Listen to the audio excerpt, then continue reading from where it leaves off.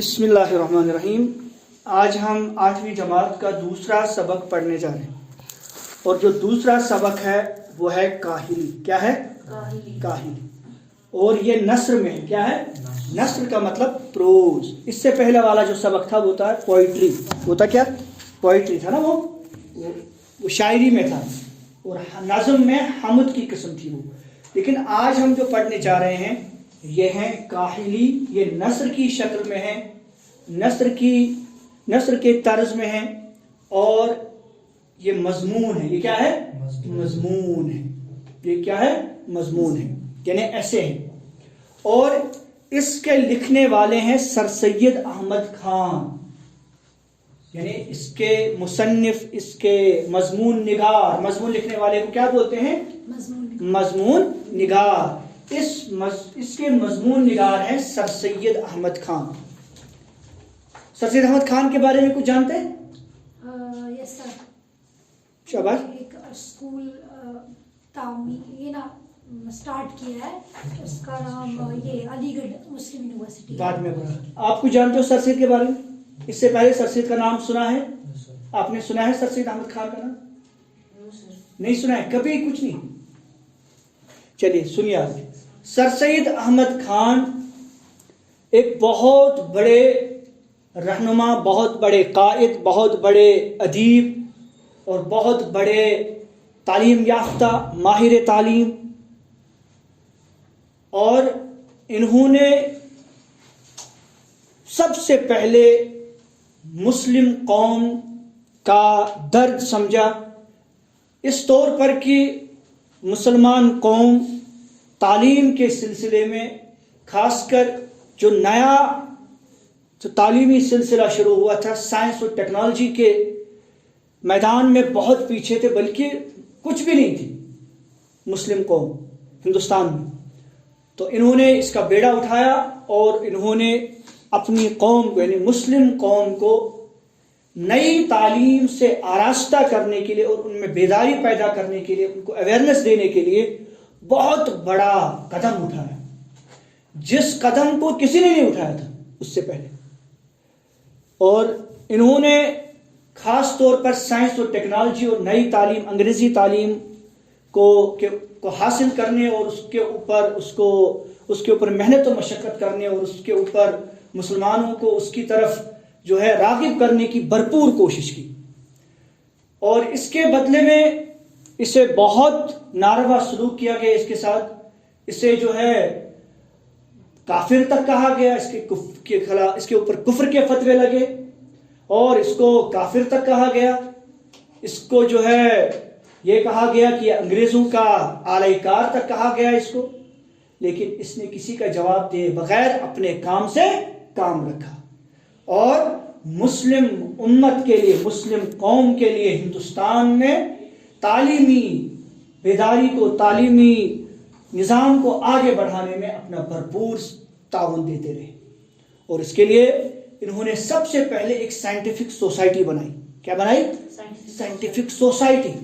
ہوتا ہے نا، ہم لوگ سوسائٹی بناتے ہیں اکثر، کیا دیں ہم لوگ سوسائٹی بناتے ہیں مال جمع کرنے کے لیے، وہ سب چیز کرنے کے لیے، پراپرٹی بنانے کے لیے۔ لیکن اس نے کون سی سوسائٹی بنائی؟ Scientific society.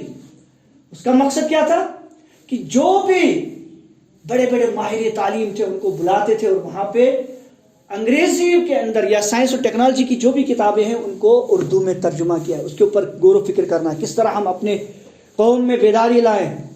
پھر اس کے بعد انہوں نے، جب ان کو لگا کہ اس سوسائٹی سے زیادہ کچھ خاطر خواہ فائدہ نہیں مل رہا ہے، اور زیادہ سوچ پیدا ہوئی، تو انہوں نے باضابطہ ایک اسکول کی بنیاد ڈالی، جس کا نام تھا محمڈن اینگلو اسکول۔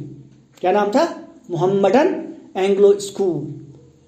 اور بعد میں وہی اسکول ترقی کرتے کرتے کالج بنا، پھر اس کے بعد کالج سے یونیورسٹی بنا، اور جس کا نام پھر پڑ گیا علی گڑھ مسلم یونیورسٹی۔